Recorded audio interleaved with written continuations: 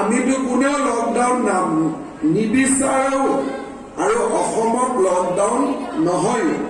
Vaccine ললো নে নাই? সবে ললে? আচ্ছা, এটা কথা এইকেইদিন পেপাৰত এটা কথা ওলাই আছে যে লকডাউন আকৌ হ'ব নেকি।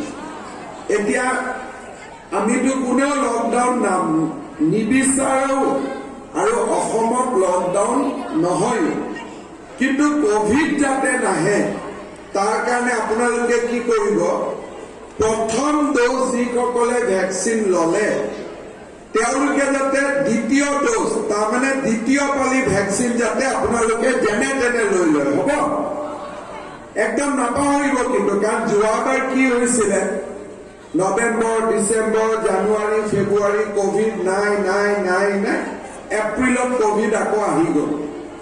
সেইকাৰণে এইবাৰ যাতে কোনো কাৰণতে কোভিড নাহে তাৰ কাৰণে আমাৰ ৰাইজে কি কৰিব লাগিব, প্ৰথম পালি ভ্যাকসিন ল'ব লাগিব আৰু দ্বিতীয় পালি ভ্যাকসিনো ল'ব লাগিব।